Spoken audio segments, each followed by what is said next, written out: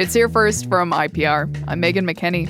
It's probably going to look a bit hazy if you're in eastern Iowa today. Wildfire smoke from Canada has drifted into the area, causing an air quality alert.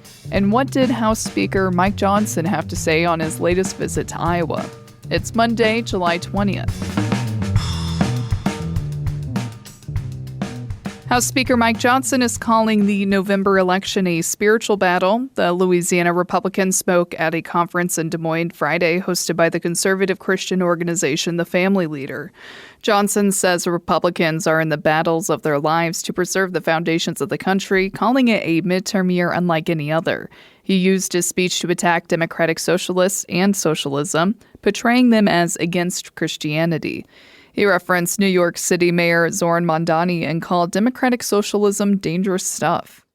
And I started saying weeks ago that I was starting to see many Mamdanis pop up around the country, and people were like, oh, that's a New York thing. I said, no, I'm telling you, it's everywhere.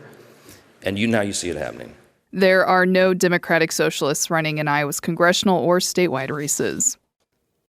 3 acclaimed Black writers read from their work in Waterloo this weekend to protest book bans. The read-in was organized by the 1619 Freedom School, which runs children's literacy programs in the city. Here's more from IPR's Gavin McGough. Not the faraway future, but the close by future. Jason Reynolds captivated the audience at Waterloo's West High School. Angie Thomas and Renee Watson also read at the event. A 2023 Iowa law resulted in public schools removing some of their work from libraries.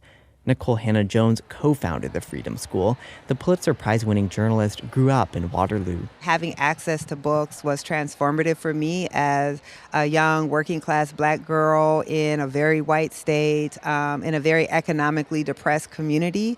Books show me a world of possibility, and so I take that very seriously when we want to shrink what children can know about their world and what they can imagine for themselves. Nearly 5,000 books were given to attendees as part of the program. I'm Gavin McGough, IPR News.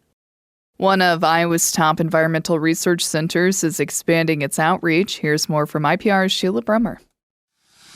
Construction continues on the Iowa Lakeside Laboratory's new Innovation and Discovery Lab. Executive Director Mary Skopik says the 8,000 square foot building will triple the number of students from kindergarten through high school who learn here, from 2,500 to 7,500. We really need it. During the summer and the winter months, we are just bursting at the seams. The Iowa Lakeside Lab also helps track and improve water quality of the Iowa Great Lakes. Volunteers take samples twice a month and will use the new center for testing. That research, I think, is very important. It helps us understand that investment that we're making locally is paying off in better water quality. The new facility is expected to be completed in September at a cost of more than $6 million, paid for by the state and private donations. In Milford, I'm Sheila Brummer, IPR News. Iowa's winter could be warmer with less snow this year. State climatologist Justin Glisson says the El Nino weather pattern in the Pacific Ocean is likely to have a major impact on temperatures this fall and winter. So we're not really seeing the fingerprints of El Nino right now. Where we're looking, though, late fall into winter. If this is a historically strong El Nino, it will have implications on weather patterns. Typically, we see cooler and wetter conditions across the upper Midwest late fall into winter, but also drier and warmer winters, less snowfall.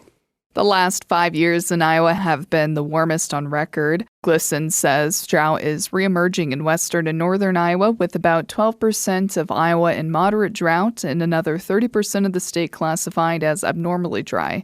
He made his comments on Iowa Press on Iowa PBS. I'm Megan McKinney. You're listening to Hear First from IPR. Thanks for listening today. Glad to be back with you on this Monday morning. I got to go camping in Wisconsin last week. It was so nice to be outside. It's going to be a hot day today here in Iowa and a bit smoky. Stay cool and safe, and talk tomorrow.